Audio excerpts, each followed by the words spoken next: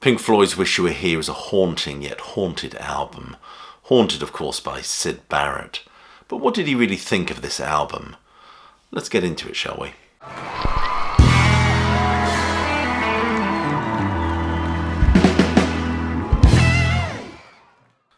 Wish You Were Here is an enigmatic and ghostly album. It has a spectral grace that is very much defined by that opening wash of keyboards from Richard Wright, which is an effective eulogy for Syd Barrett.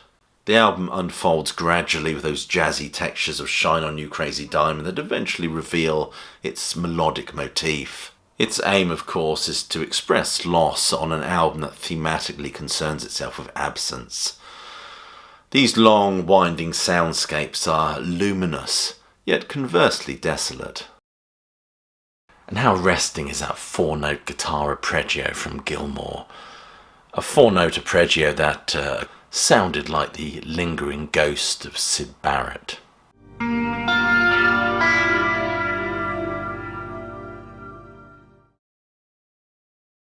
Pink Floyd described Wish You Were Here as an album about absence, and this is certainly reflected in the album's artwork. With Barrett, of course, who is resurrected as the brilliant and dazzling metaphor of the crazy diamond. And Gilmour's arresting guitar motif within this 25-minute track. As I've said, it almost summons the restless spirit of Syd Barrett, which makes his actual appearance in the studio at this time even more unsettling. Came into the studio and only, I think, Roger was there. And he was sitting at the desk, and I came in and I saw this guy sitting behind. Huge, bald, fat guy. And I thought, he looks a bit strange. Anyway, so I sat down with Roger at the desk, and we worked for 10 minutes, and this guy kept on getting up and brushing his teeth and then doing really weird things, but keeping quiet. And I said to Roger, who is he? And then after a while, Roger said, do you know who that guy is? And anyway, it took me a long time, and then suddenly I realised it was Syd. He sort of appears out of nowhere like Banquo's ghost, as if to remind the band why they are making this album. Which is why the image of the crazy diamond is contained or explores other narratives about fame, loss, and how the music machine just burns you up. But arguably one of the most moving moments of this piece is Richard Wright's See Emily Play refrain at the very end of the piece.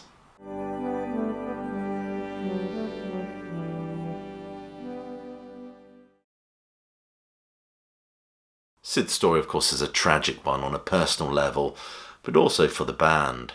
Syd went crazy in 1967, and so by 69 we weren't seeing him anymore. He disappeared completely.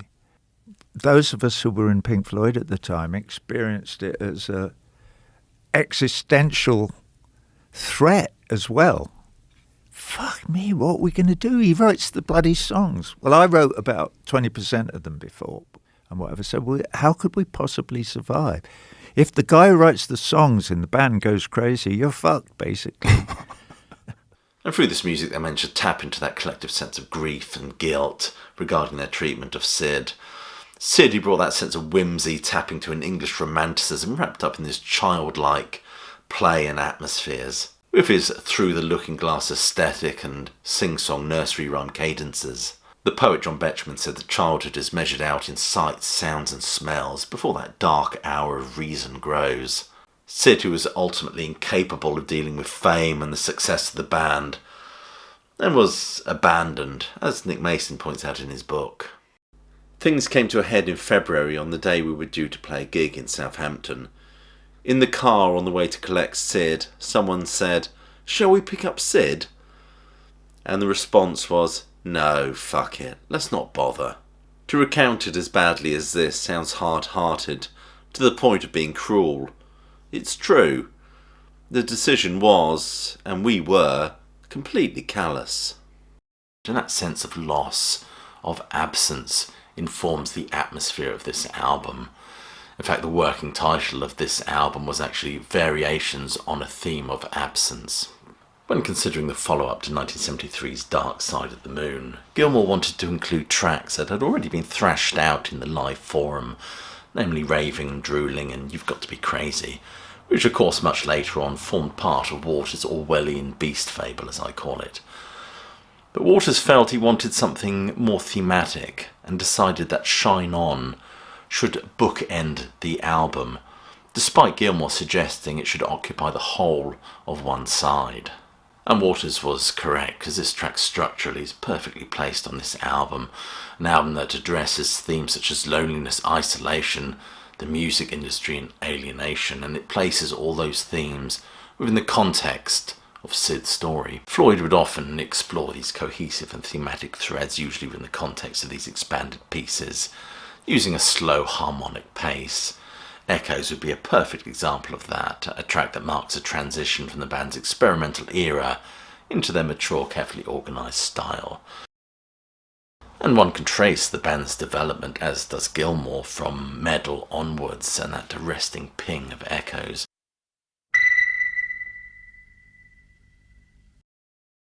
But I would argue that Atom Heartmother is also a vital cog in that machine. Nevertheless, the harmonic skeleton of this track, from which everything else clings, certainly sets the tone for the album.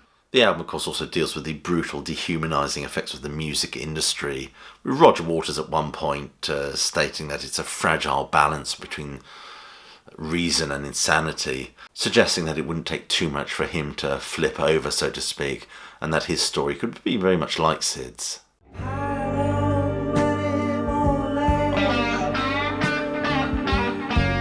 But then he loses himself in this romanticised nostalgia, reflecting in the lyrics that not only talk of Syd as a seer of visions and a piper, so to speak, but also evokes the carefree, childlike innocence of a different time. There is something Blakean about Syd's story as Waters frames it. Of course, he's connected with his childhood self, the innocent, truer self, but also that fine line between genius and madness. You reached for the secret too soon, Waters sings at one point, before describing Barrett as a seer of visions. Come on, you painter, you piper, you prisoner. But one of the most eerie aspects of the making of this album, of course an album that deals with the brutal machinations of the music industry, alienation, and of course loss, is the arrival of Syd Barrett in the studio that day, just as they were making an album that he effectively haunts. But what did Syd really think of Wish You Were Here? Apparently he asked to put some guitar down, and seemed ready to rejoin the band. Of course he was told that the guitars had already been done. When they played him back some of the music and asked his opinion, he said it sounded a bit old. But what he really meant by that we can never really know. But it all adds to this piling on many more layers of the Syd story. Anyway, you've been watching a video by Classic Album Review. If you enjoyed this video, please do share it, click like, subscribe, check that notification bell. It certainly helps the algorithm. And check some of the links below this video for ways you can support the sterling work done at the channel. It's always much appreciated. I shall leave you with my closing salvo, which is hope you're well, staying safe, and of course that you keep listening.